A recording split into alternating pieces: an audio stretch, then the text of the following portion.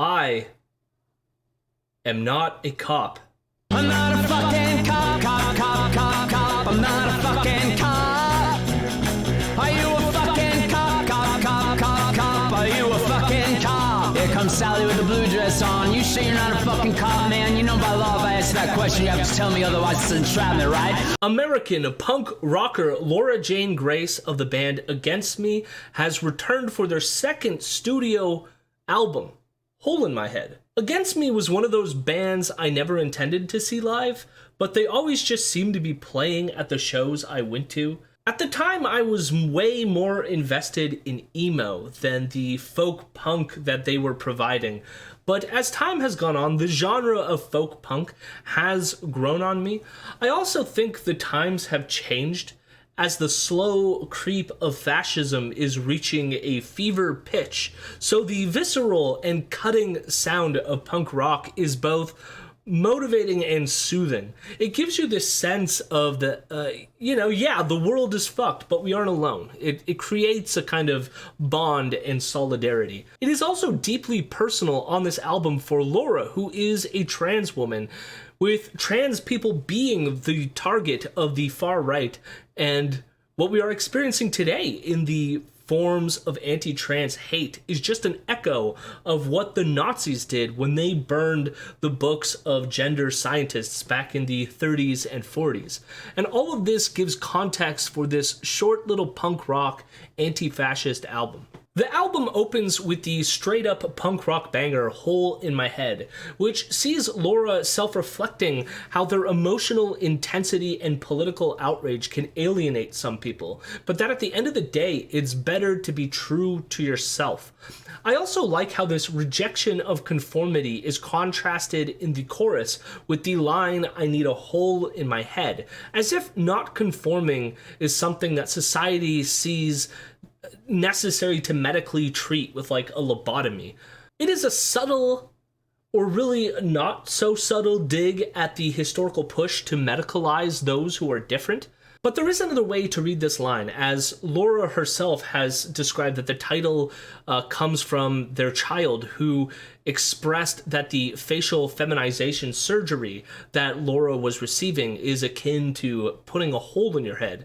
So the line is also a reflection of being true to yourself. However one wants to interpret this passage, it is just a super fun and cathartic thing to sing along to. This is followed by the bluesy rock anthem, I'm Not a Cop.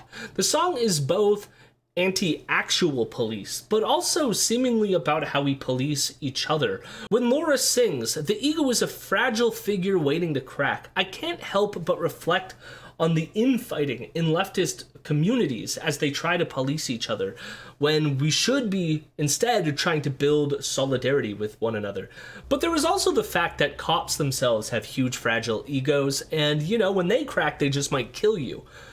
The pre-chorus feels empowering about getting back on your feet and ready to fight back. It is also catchy, with Laura adding some punk hollering in the background. I also love the silly, almost barbershop quartet-like refrain of I'm not a fucking cop, cop, cop, cop, cop. We then get a straight-up folk tune with Dysphoria Hoodie, which is very literally about a hoodie which helps alleviate some aspects of gender dysphoria by hiding parts of your body. The second verse also points out how there is no real escape from society and their abuse, with fascists existing in the country, but there's also assholes in the city. And the hoodie then becomes almost like a sort of armor wherever Laura goes.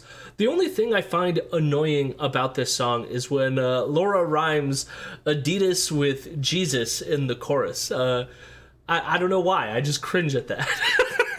But she likes her Adidas hoodie, and all the power to her. This is followed by a power pop stadium rock track that kind of gives me Queen vibes. It is very literally about a tattoo that Laura got on the scalp of her head of a bird of prey. It's a cute song, and again, it's super fun to sing along to.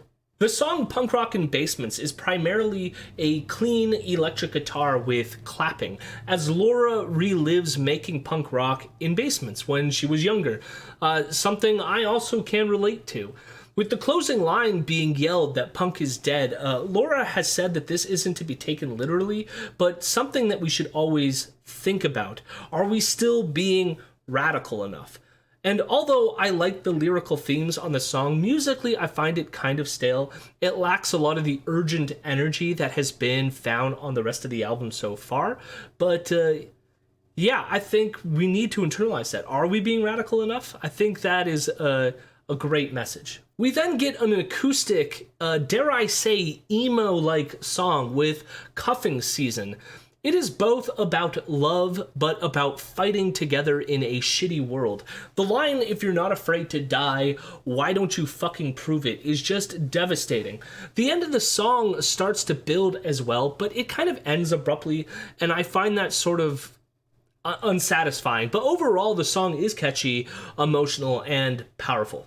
The song Tacos and Toast is another folk tune, which seems to be a song about their ex, Beatrice Martin. And yeah, there's nothing else much to say about that one. I'm not huge about it. It just sort of like goes by, and yeah, I'm not a huge fan of it. The song Mercenary is another love song with more of a band sound, complete with drums and bass and this weird whispered lyrical repetition that kind of reminds me of the song Blessings by Alex G. I also love the emotional intensity with Laura straining that she wants her partner to love her like she loves them.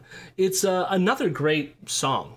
The song Keep Your Wheels Straight is kind of a love song for the city of St. Louis, and it's okay. It's another one of the songs like Tacos and Toast that I'm not crazy about, but it's also not that offensive either. It's just sort of there. Hard Feelings is another folk tune with a much catchier chorus about ruining your brain with drugs and staring at screens all day, and how even though the party days are done, the effects still remain.